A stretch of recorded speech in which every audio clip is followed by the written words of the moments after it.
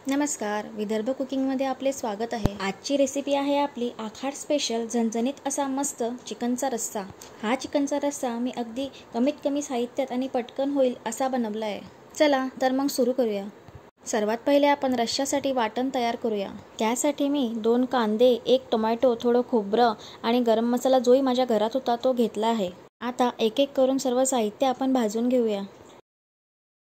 तुमच्या घरात गरम मसाला जोही अवेलेबल असेल तो घ्यायचा, नसेल तर अगदी कांदा, टोमॅटो आणि खोबऱ्यामध्ये पण ही भाजी आपण छान उत्तम अशी बनवू शकतो। वाटण्यासाठी लागणारं सर्व साहित्य आपलं भाजून तयार आहे। यात मी थोडी कोथिंबीर पण ॲड केली आहे। चला तर सर्व साहित्य आपण मिक्सरला लावून वाटण तयार करून घेऊया। इथे आपलं वाटण तयार आहे। चला तर रस्स्याला सुरुवात करूया।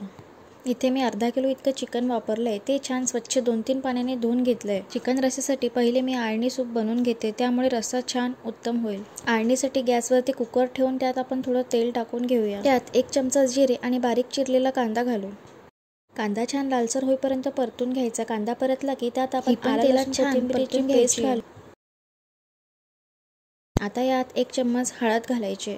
हळद छानपैकी परतून त्यात आपण चिकनचे पीसेस घालून घेऊया आणि हे पण छान एकत्र करून घेऊया। परतून झाल्यानंतर त्यात आपल्याला जेवढा चिकनचा रस्सा बनवायचा असेल तेवढं पाणी घालून घ्यायचं आहे आणि 1 चम्मच मीठ घालायचं आहे।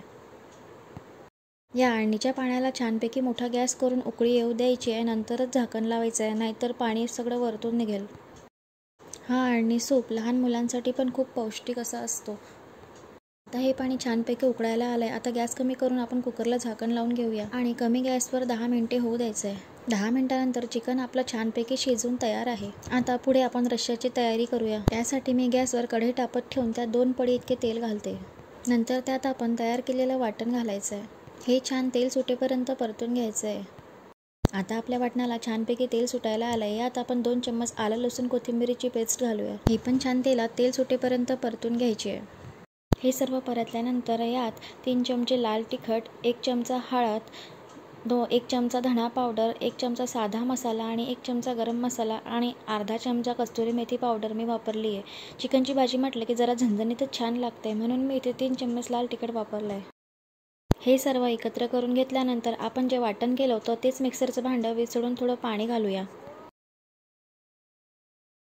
या मसाल्यात थोडं पाणी घातलं आणि झाकण ठेवून कमी गॅसवर होऊ दिलं 5 मिनिट तरी, तर आपल्या भाजीला तर्री छान येईल।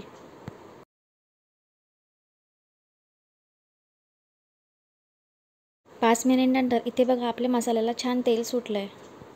आता आपण कुकरमध्ये जे आळणी सूप शिजून घेतलं होतं ते चिकन सकट आपल्याला या मसाल्यात घालायचं आहे। भाजी घट्ट वाटल्यास त्यात आपण थोडं साधं पाणी पण घालू शकतो। छान एकजीव झाल्यानंतर यात आपण मीठ टाकून घेऊया। लक्षात ठेवा आपण आळणी सूपमध्ये पण मीठ घातलंय, त्यामुळे जरा सांभाळूनच मीठ घालायचं।